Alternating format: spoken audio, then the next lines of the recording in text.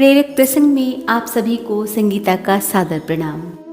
आज हम आपको हनुमान चालीसा के बारे में बताएंगे कि हनुमान चालीसा की उत्पत्ति किस हालात में हुई थी।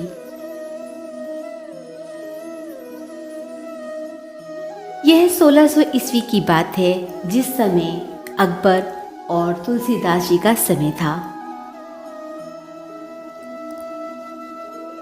एक बार तुलसीदास जी मथुरा जाने के लिए घर से निकले। रात का पड़ाव उन्होंने आगरा में डाला।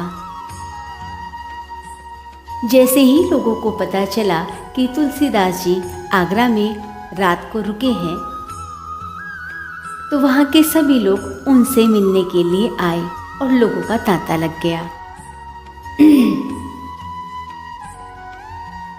अकबर ने बीरबल से पूछा, ये लोग किससे मिलने जा रहे हैं? बीरबल ने कहा, महाराज तुलसीदास जी आए हुए हैं, उन्हीं से मिलने के लिए भीड़ उमड़ रही है।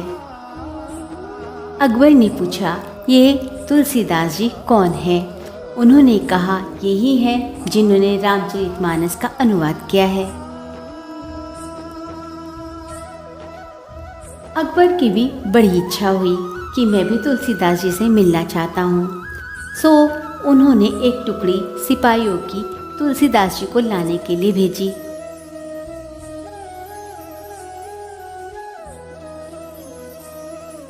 सैनिकों ने तुलसीदास जी से कहा, हमारे महाराज आपसे मिलना चाहते हैं, इसीलिए आप हमारे साथ लाल किले चलें। तुलसीदास जी ने कहा, देखिए मैं तो राम भक्त हूँ और मैं वहाँ नहीं जाऊँगा, मुझे राजमहलों से क्या मतलब।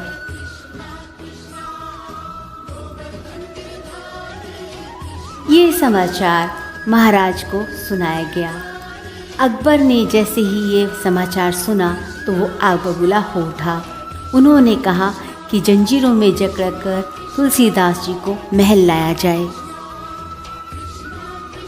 जंजीरों में जकड़कर जब तुलसीदास जी को महल लाया गया तो अकबर ने कहा, आप मुझे करिश्माई व्यक्ति लगते हैं, कोई एक करिश्मा मुझे करके दिखाएं। तुलसीदास जी बोले, देखिए मैं कोई जादूगर नहीं हूँ कि जो आपको यहाँ पर मैं खेल दिखाऊं। मैं श्री राम और हनुमान जी का भक्त हूँ, इसीलिए आप कृपा करके मुझे छोड़ दें। यह सुनकर तो बादशाह अकबर और नाराज हो गया और उन्होंने तुलसीदास जी को काल कोठरी में डलवा दिया।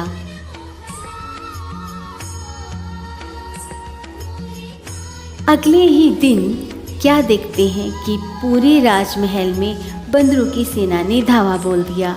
चारों तरफ हाहाकार मच गया। बादशाह अकबर ने बीरबल से पूछा, ओह ये क्या हो रहा है? चारों तरफ ये बंदर कहाँ से आ गए अचानक? बीरबल ने कहा, आप करिश्मा देखना चाहते थे, वही आपके सामने ये सब हो रहा है। तुम कहना क्या चाहते हो? क्या उस तुलसीदास की वजह से ये सब बंदर आए हैं? जी महाराज, यही मैं कहना चाहता हूँ कि भगवान के भक्तों को जो बिना अपराध सजा दी जाती है, उसी का ये परिणाम है। अकबर अब थोड़ा सा डर गया और उन्होंने तुलसीदास जी को बाहर निकलवाया। तुलसीदास जी से सारा वृतांत पूछा गया कि ये कैसे संभव हुआ, इतनी वानर सेना कहाँ से आ गई। तुलसीदास जी ने कहा कि ये तो मैं नहीं जानता ये सब कहाँ से आए, लेकिन मैं जब श्री राम और हनुमान जी को रोते हुए याद कर रहा था तो मुझसे खुद ब खुद ये 40 लाइनें हनुमान जी की लिखी गई, जो आज आप हनुमान चालीसा के रूप में सभी लोग पढ़ते हैं। जो व्यक्ति भी किसी भी संकट में हो, चाहे वो रोग है चाहे वो शौक है, अगर वो हनुमान चालीसा का पाठ करता है तो उसको अवश्य अपने रोग शोक से मुक्ति मिलती है।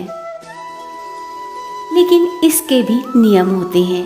ऐसे नहीं कि आप कहीं भी खड़े होकर इधर उधर कुछ भी किसी भी वक्त इसका जाप कर लें। इसके लिए भी नियम जरूरी है। जब आप हनुमान चालीसा का पाठ करें तो सामने हनुमान जी की मूर्ति हो और थोड़ा बहुत गुड़ चना प्रसाद के रूप में रखा हो, एक जल का लोटा हो और आसन आपका इतना हो कि आपके शरीर का कोई भी अंग धरती से ना छू पाए।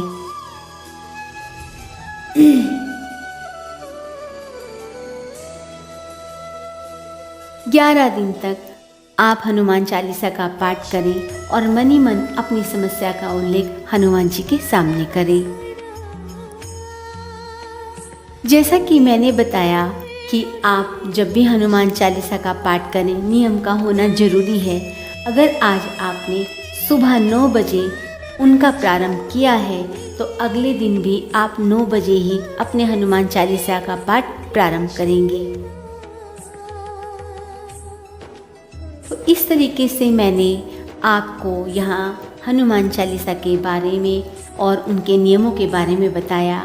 आशा करती हूँ कि आप अपने सभी दोस्तों से ये वीडियो शेयर करेंगे और उन सभी को हनुमान चालीसा के बारे में बताएंगे।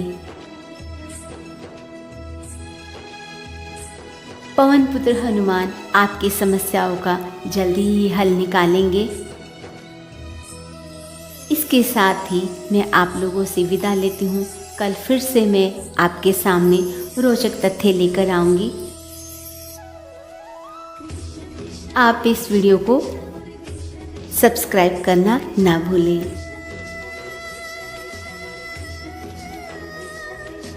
आप सभी के ऊपर पवन पुत्र हनुमान की कृपा बनी रहे। जय श्री राम।